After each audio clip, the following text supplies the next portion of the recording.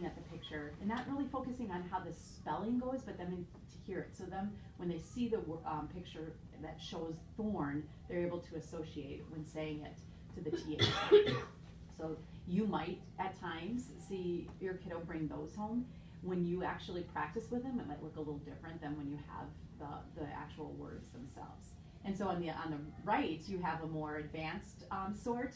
And if you take a look at the top, I'm going to be talking about what we call our headers.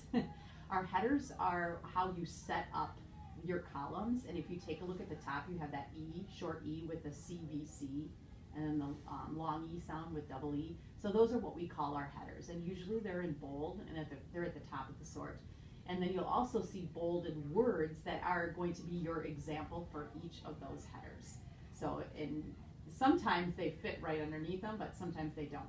And if you notice, the sorts, the words themselves are all mixed up. And that's obviously intentional because we want them to be able to sort them. So we're just going to go on and take a look at. So I want you to understand what the classroom routines are for these sorts within the classroom. Your teacher might be on a 5-day cycle, or they might be on an 8-day cycle to do it. Typically in the younger grades, they do 5 days, not always, but and then 8 days when you get into more complex words, when you're really focusing on studying the vocabulary of the words as well. So you will find out, I'm guessing that just in 2nd grade they'll be doing a 5-day cycle. Okay. And in 4th grade and maybe in 5th grade they'll be doing that 8-day cycle. So, but if you take a look, what the routine looks like within the classroom is the kids will have their sort probably on their desk in the morning, and what they will do have their responsibility is to actually cut it out and put it in their Ziploc bag. And some teachers have notebooks, and some teachers will have these like 3-ring binders, and they have a spot to put their sort in their Ziploc bag, and so that will be their responsibility for the week. And what I would do is I would bring that into your routine at home as well, as have a Ziploc bag. I would even suggest getting a notebook, and it can be their word work notebook just at home. And what I do within my classroom, I stapled my Zippy to the back cover of the notebook, and so I just staple it on the back, and so they would always be able to just kind of take their sorts out. So, and then she just had loose leaf paper to do the sorts, and some people use notebooks, like I used a notebook, so it depends. But if you take a look, here you have a kiddo that is done the sort. If you take a look, there's a headers up here, and then there's the example words. You can choose to keep the sample word and the header together, or they can cut it out. But so in a 5-day cycle, the first day, what typically happens in the classroom is they'll cut out their sort, but then the teacher will invite the students down to the floor to actually go through the sort so they really understand it. If there's any, if they're unclear on what a word means, all of that, and so she'll do a portion of, or he will do a portion of the sort with them, and then they'll go back and attempt the sort with a partner, okay? And so that might be on the first day, basically. The second day, they will attempt a different sort, and then throughout the cycle, they'll do other sorts. But I'm just gonna kind of go through some general sorts that you could do at home that they will do in the classroom. There will be an addition amount of sorts that they try in the classroom, and I can always provide more resources to more of the sorts. Now in 2nd grade, what you might be seeing is the whole class might be on the same sort, okay? Just because to get them used to the routines and things. But like now in 4th and 5th grade, the kids were given a spelling inventory, which is kind of like a sprinkling of all the different patterns of spelling to see where they fit. And what we've done, what I've helped the teachers do is to kind of put them in groups so that they are in a just right group with the spelling. So, and you will notice sometimes that your kid will either be in some words that are maybe easy with them, but there are some things that you can do to stretch them even with the words that might be like bringing it more into the writing component of it, or they might be a little bit hard, but you just have to kind of just work through it. If you feel like your child is really struggling with the sort, I would definitely talk to the teacher about it, because maybe they can adjust the groupings that they might be in. So, but So here are some vocab just for your understanding, because the kids will come home and they'll know this, but you'll be super smart parents and know it too. But the headers are basically, again, like those bolded sorts at the top of the page, and that's how the kids are going to categorize their words. Oddballs. So in oddball, there are going to be some oddballs in the sort, which I call kind of like the high frequency, or are words that don't follow the rules of the English language. So for example, from might be in a sort for the short U sound, but it doesn't follow the rules. And so there's going to be a column for some of those words and those are the words you're just going to need to know by sight. And those are the words you might go over more of the memorization, like having them spell it on the arm. If you're in the car, hey, how do you spell the word from? Oh gosh, it sounds like a U, but it's not. You know, just that dialogue with that. So those are the words they're just going to have to old school memorize, right? So CVC, you'll see at the top of some sorts, and that just means consonant, vowel, consonant. So, and then you might see the CVC with the E, and that would be an example of that kind of silent E rule. And you'll also see that CVVC, which is that long vowels pattern with the two. What did we learn? The two vowels go walking, and the first one does the talking. I still use that when I get. And there will be an additional kind of things along the way, but I think these are the ones that we will be hitting with most of the kiddos here. The Spanish version. So I'm just going to go over a few of just the general sorts that you can do at home. A regular sort with them, for them, would be just, and I have kind of an example of what it looks like as a picture.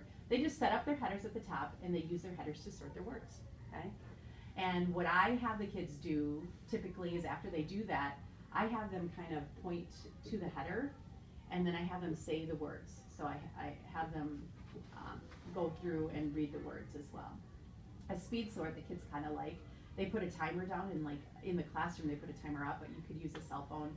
And they put their headers out, basically. They shuffle up I say it, toss it like a salad, like toss their sort, so it's all mixed up. They really want to try to be sneaky and have them all ready to go, but mix them all up and then set the timer, and then they have to put them in the correct categories as fast as they can. And then you can have them, like in their note, if you have a notebook at home, and I don't know if Veronica has this, but I know they have a page where they can, they can record their times. Like I just put a T-chart up and I put the date and then maybe another column in your first attempt, second attempt, and they always try to become a little faster at it. And again, after they've done their speed sorts, their second or third time, I have them read their words again, just to read it. And sometimes what I will do, and you can do at home, you can say, okay, pick 2 words out, and have them pick 2 words out, okay, use them in a sentence. Just all of those little things that you can do with them to have them learn their words, not only in their spelling, but also the vocabulary. So those are 2, and then here's some more. A blind sort is so if you see the little kiddo, you need a partner for this. They set up their headers at the top, and then a family member would read a word to you without letting them see it. So again, they're focusing and they're using their hearing to figure out where it goes. So they will point to the header then to where the word belongs, and you keep going until all the words are read. So again, focusing on that phonemic awareness, and that is a good one. And that after starting this program with my classroom a long time ago, this is the number one that was kind of confusing for parents, which is understandable.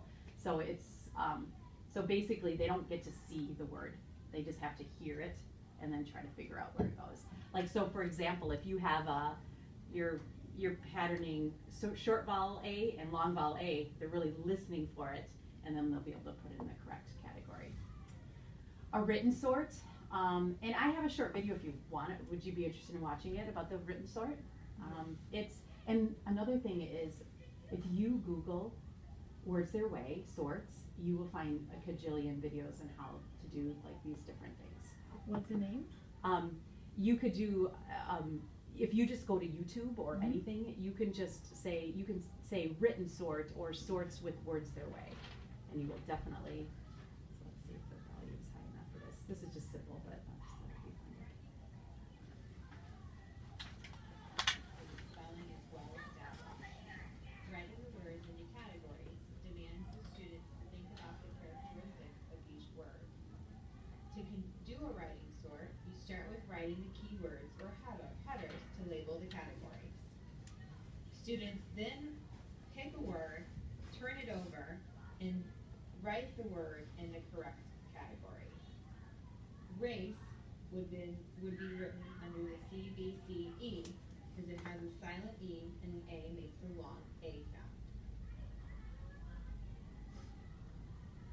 These would go under CBCE because it has the consonant, vowel, consonant with an E at the end making a long sound. And crop would go under CBC, it's consonant, vowel, consonant, and makes a short sound. Students can conduct this sort individually by copying the previous sort down with the word cards, or by turning over one word at a time from the sort and writing it down. All right, easy breezy.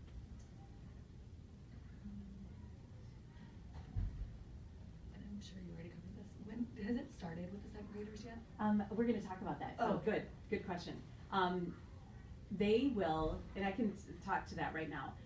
As of next week, sometime, if it's not Monday, sometime next week, they will be coming home with a sort. Okay.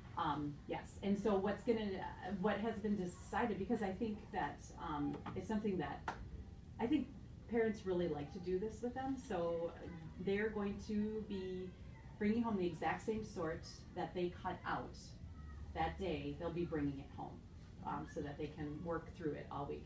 And your teacher will communicate to you whether it is a 5-day or an 8-day cycle that they're going to be using.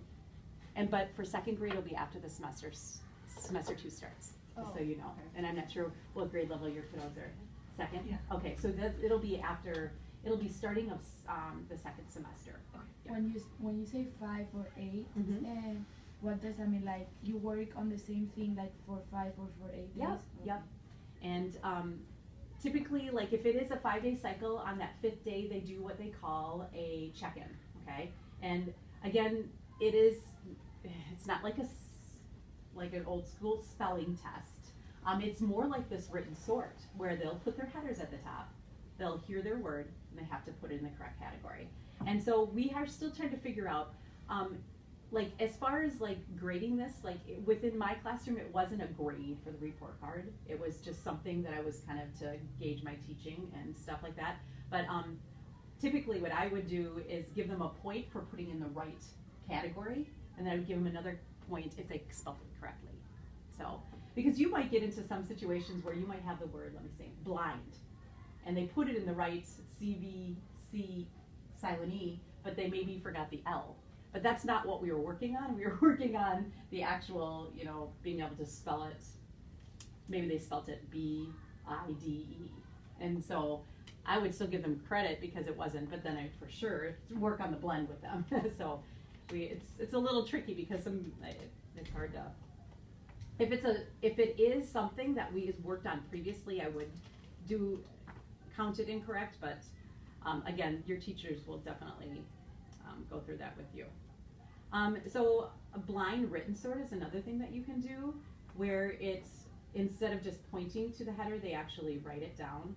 And that's again what they're going to be doing for their spelling test, so that's a kind of a good one to do. And then a word hunt.